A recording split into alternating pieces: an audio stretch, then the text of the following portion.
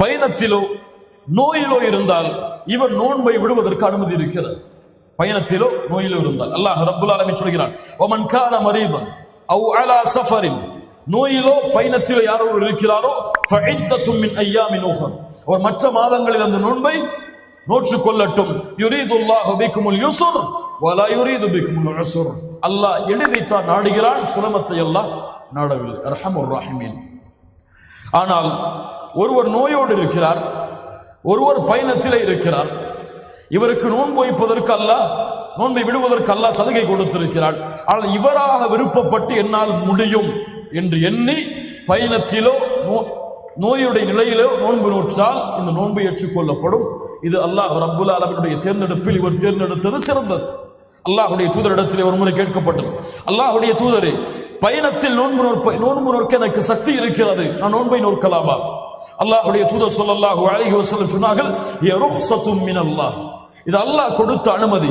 ஃபமன் அஹத பிஹா ஃபஹஸன், யார் இதை எடுத்துக் கொள்கிறாரோ அது அவருக்கு சிறந்ததாக இருக்கும். வமன் அஹப்ப அன் யஸூம ஃபலா ஜுனாஹ அலைஹி, யார் விருப்பப்பட்டு நோன்பை வைக்கிறாரோ அவருக்கு எந்த சிரமமும் கிடையாது, எந்த தவறும் கிடையாது. அல்லாஹ் கூறுகிறான், வ அன் தஸூமு கைருல் லக்கும், நோன்பை நோற்றால் அது சிறந்தது உங்களுக்கு. இதிலே பயணத்திலே நோன்பில், பயணத்திலே நோயிலே. பயணம் இன்றெல்லாம் சாதாரணமான பயணங்கள் தான், நோயெல்லாம் பெரிய நோய்களுக்கு தான் நோன்பை விடுவதற்கு அனுமதி. இவர் தலைவலின்னு உட்கார்ந்துட்டு நோன்பு விட்டுவிடக்கூடாது, சரியா? தொண்டை வலிக்குன்னு சொல்லி நோன்பு விடக்கூடாது. லா இலாஹ இல்லல்லாஹ். இவருக்கு நோய் எப்படி இவர் விருப்பப்பட்ட அந்த நோன்பை விடலாம். நோன்பு நோற்பதுதான் இந்த காலங்களில் சிறந்தது.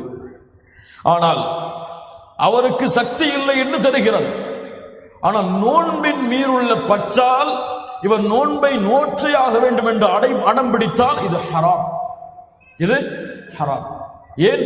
அவருக்கு அல்லாஹ் ரப்புல் ஆலமீன் அனுமதியை கொடுத்திருக்கிறான். இப்படிப்பட்ட நேரத்தில் அல்லாஹ் கொடுத்த அனுமதிக்கு மாறு செய்து தனக்குத்தானே தீங்கிழைத்தவர், அல்லாஹுடைய சட்டத்தை மீறியவர். அப்போ நோன்பிலோ அல்லது பயணத்திலோ நோன்பை அவர் விட்டால் ரமதான் அல்லாத மாதங்களில் அந்த நோன்பை அவர் கதா செய்ய வேண்டும். அடுத்த ஒரு சட்டம், ஹாமில் முர்திஅ, பால் கொடுக்கக்கூடிய, குழந்தையை சுமக்கக்கூடிய பெண்கள். இந்த விஷயத்தில் உலமாக்கள் மத்தியிலே அதிகமான கருத்து வேறுபாடுகள் இருக்கிறது. 5 விதமான கருத்துக்கள் இந்த விஷயத்தில் மட்டும் அஹ்லு சுன்னாவுடைய உலமாக்களிடத்தில் இருக்கிறது. ஏற்றுக்கொள்ளப்பட்ட கருத்து என்னவென்றால், ஹாமில் முர்திஅ, இவர்களுடைய சட்டம் என்ன? குழந்தையை சுமக்கக்கூடிய தாய், பால் கொடுக்கக்கூடிய, குழந்தைக்கு பால் கொடுக்கக்கூடிய தாய். இப்னு உமர், இப்னு அப்பாஸ் ரலியல்லாஹு அன்ஹும், இந்த இருவருடைய கருத்து, இந்த இருவருடைய விஷயத்தில் ஹாமில் முர்திஅ, பால் கொடுக்கக்கூடிய பெண், குழந்தையை சுமக்கக்கூடிய பெண், யாருடைய கருத்து? இப்னு உமர், இப்னு அப்பாஸ். இந்த இருவருக்கும் மாற்றமான கருத்தை சஹாபாக்களில் யாரும் கொண்டிருக்கவில்லை.